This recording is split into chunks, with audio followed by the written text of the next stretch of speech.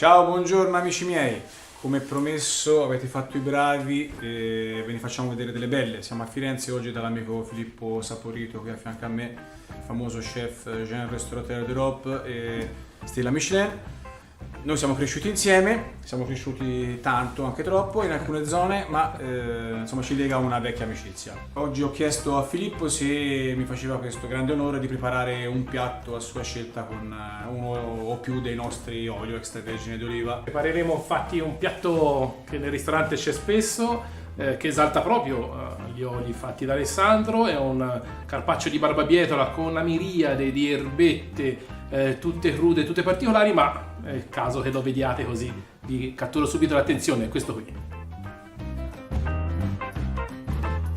Allora, incominciamo dagli ingredienti, che sono considerati ingredienti poveri, ma solo perché sono facilmente trovabili in qualsiasi mercato e andrete anche a spendere solamente qualche euro. L'ingrediente principale, barbabietola, si trova facilmente, come vi dicevo, in commercio. È un ingrediente incredibile perché ha estremamente sapore, è un colore bellissimo e anche l'occhio vuole la sua parte.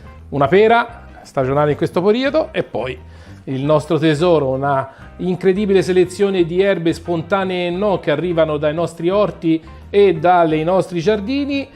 Ogni boccone avrà un sapore tutto suo proprio per l'intensità che queste erbe raccontano. E poi l'ingrediente principe, 2 degli oli fatti da Alessandro, quello più importante e quello più delicato. Con quello più delicato andremo a fare una maionese vegetale senza l'uovo perché sennò appesantirebbe la preparazione, e poi quello più prezioso andrà a condire come ingrediente più importante le nostre insalate.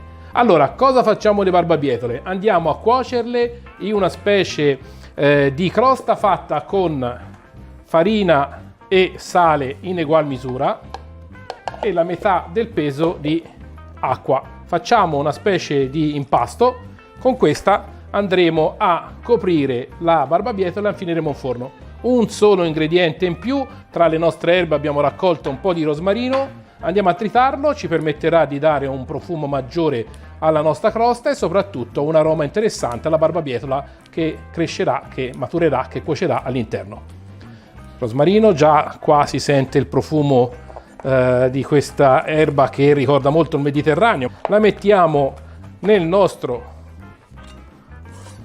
contenitore con gli altri ingredienti e con le mani andiamo a fare un bel impasto. Seconda operazione, andiamo a preparare una maionese vegana. Cos'è una maionese vegana? Abbiamo sostituito il rosso dell'uovo con un altro ingrediente ricco di proteine ma completamente vegetali, il latte di soia. Anche questo ormai si trova da tutte le parti.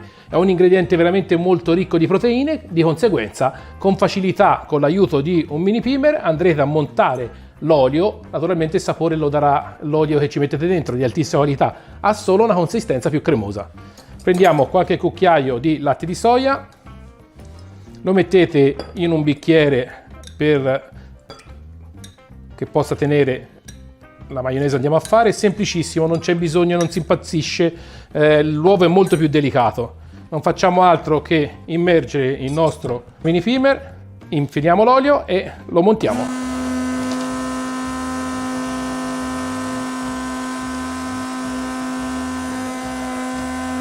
Vedete, piano piano si sta ispessendo, ci siamo quasi. Eccoci qua. Un ingrediente, una puntina di sale. Non vi potete immaginare il profumo che ha quest'olio. Ecco fatto, la maionese è fatta.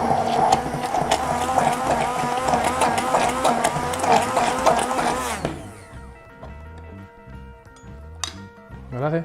Terza operazione, andiamo a dare un po' di sapore, un po' di salinità al piatto. L'olio, quello, vi ricordate, abbiamo usato per fare la maionese, delicato. Mettiamo un padella, abbiamo preso un po' di capperi e l'abbiamo dissalati. In questo momento hanno perso il loro sale, ne ho ripreso molta consistenza.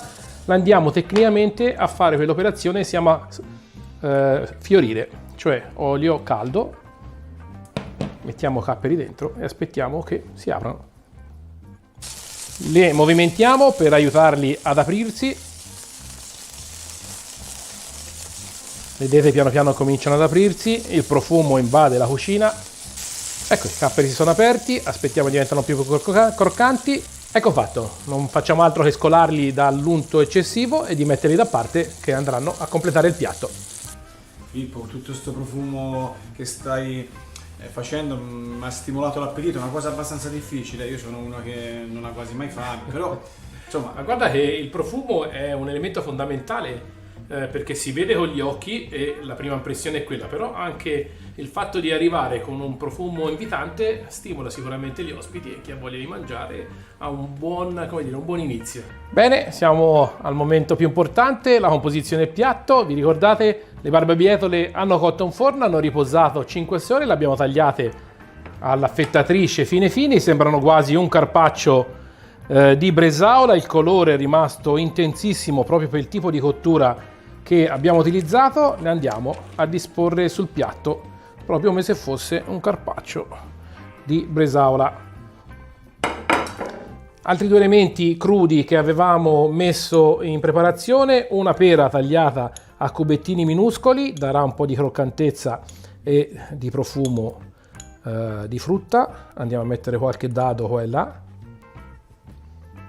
Un po' di semi di senape aromatizzati nell'aceto, anche questo ci servirà per dare delle punte qua e là di forza e un po' acidule, l'unico elemento che mancava. Mi raccomando, non eccedete con questo.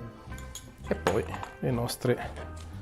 la maionese fatta con l'olio, quello più delicato. Andiamo a fare anche qui delle piccole puntine aiutandosi da un sac à poche. E ora andiamo a terminare con tutte le nostre insalate. Questo periodo è periodo di radicchi, sicché iniziamo proprio con 2 foglie di radicchio rosso e di radicchio variegato e poi ci divertiamo ad unire tutto ciò che la terra in questo momento ci dà. Terminiamo con i capperi che abbiamo fatto croccantire prima, non tantissimi, e poi l'elemento più importante, l'olio.